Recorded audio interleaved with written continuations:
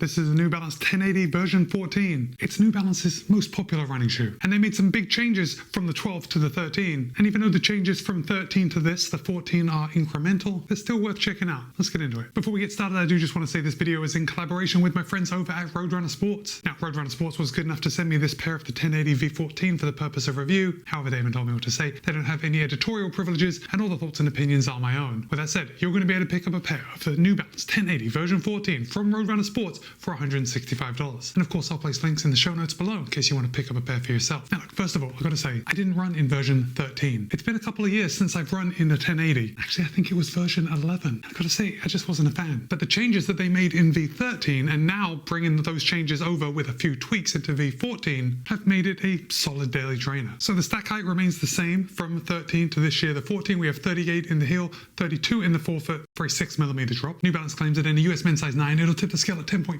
ounces or 298 grams. However, in my size, a US men's size 12.5, it tips the scale at 11.8 ounces or 335 grams. Now, yes, you did hear me right. I wear a size 12.5 in New Balance shoes. For years, I was wearing size 13 in New Balance shoes, and the upper just had so much volume that I was having to cinch those eyelet chains really close together. But since I have gone to 12.5, everything just works a lot better. So even though I do wear size 13 in most other shoes, if you have worn any New Balance shoes before, keep the same size. In 12.5, the 1080 version 14 fits me the same as every other New Balance shoe in 12.5. Speaking of 12.5, there is another brand that I always wear 12.5 in, and that's Hoka, and this is the Skyflow, and this is going to be competition for the 1080 V14. Now the Skyflow will cost $160, which is $5 less than the 1080 version 14, and we have 40 in the heel, 35 in the forefoot for a 5mm drop. It also weighs in at 339 grams, which is 4 grams more than my size in the New Balance. Another comparable that you may think about if you're thinking of picking up the 1080 version 14 is the Adidas Ultra Boost 5X. Now, this is a little more expensive. This is $180, so it's $15 more than the 1080 version 14, and it weighs 340 grams, which is 5 grams more than the 1080 version 14. Gosh, I'm struggling with that name. And the Ultra Boost 5X has 38 in the heel, 28 in the forefoot for a 10mm drop. Now, as far as ride goes, I think these two are pretty similar, but again, it's quite a bit more expensive. The only thing I will give the Ultra Boost 5X over the 1080 version 14 is that I think it looks just a lot better. Now, there are a couple other colorways in the 1080 version 14 that I think look better than this, but of course, beauty is in the eye of the beholder. I guess this is okay.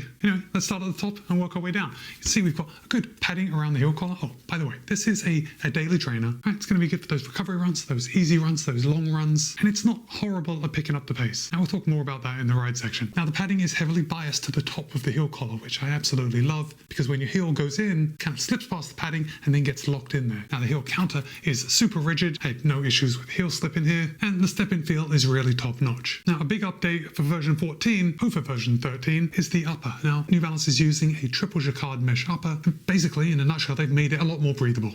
And if I hold that up, perhaps I'm going to have to overlay something, but there are a lot of holes over this toe box. And overall, I found the shoe fairly breathable. Now, you got to remember, I'm living in Florida. It's very warm all the time. In my testing miles, I was soaking this shoe through, but it wasn't bad. It wasn't like a knit upper shoe. That's like wearing a jumper on my feet. I thought the breathability was acceptable, even though there are quite a few overlays. We've got the N on the lateral side, smaller N with some overlays here on the medial side. There's a little structure here at the midfoot section, which is going to give a good midfoot lockdown. And then there's a lot of structure coming around the toe box and around the base, just above the midsole foam, just to give that structure so your foot has something to slide into. We've got the standard overlays coming along the eyelet chain, and the 1080 version 14 does have that extra hole, so if you need to do the lace lock, you can. As far as the midsole foam goes, it is the same Fresh Foam X as in version 13, but New Balance has made a little tweak. They made the formulation just slightly firmer. And I hate that I actually have to say that, because I think saying firm has negative connotations, especially because so many people loved how soft and plush version 13 was. Well, obviously, New Balance has done their research, and they don't just want to change something for the sake of changing it. And although I know it's not going to work for everyone, I found the softness in the Fresh Foam X in version 14 just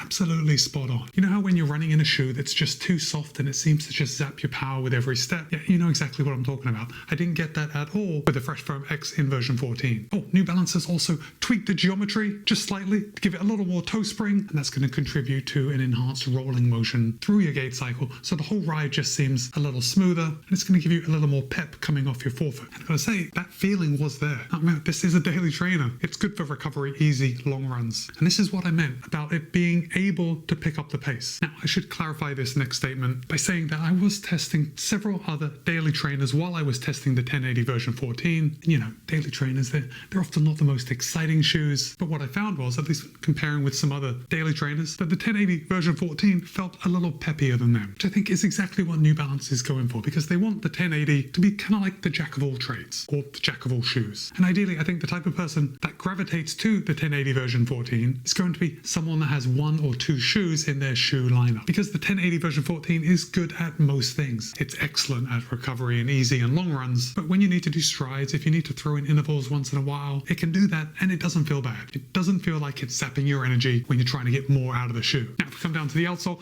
we can see we got, there's not too much outsole rubber coverage, but it's in all the key areas, right here in the middle of your forefoot. And I do like that we have this much exposed midsole foam, because obviously it's saving weight. Now, version 14 is just slightly heavier than version 13, so keep that in the back of your mind if you're deciding between version 13 and 14. But as far as wear and longevity goes, yeah, I'm seeing a little wear up on my forefoot, and again, right here on my heel, but there is really enough rubber here where I feel like this is going to last an average number of miles. Oh, just looking at it, I'm realizing New Balance did make another change. They raised the sidewalls of this Fresh Foam X. So in version 14, you do sit a little more in the shoe with those sidewalls coming around your feet. So the ride is going to be a little more stable. And I guess some form of inherent stability is what we need, of course, when we're running on such a big stack height. Now, I did say that this shoe is probably for someone that wants one shoe to do it all, but if you really wanted to up your game and get another shoe, I would definitely recommend pairing the 1080 version 14 with the SC Trainer V3. And I got to tell you that I would be very happy if these were the only 2 shoes that I had, because I would use the 1080 version 14 for my daily runs, for my easy runs, for my long runs. And then when it came time to pick up the pace with intervals, with tempo runs,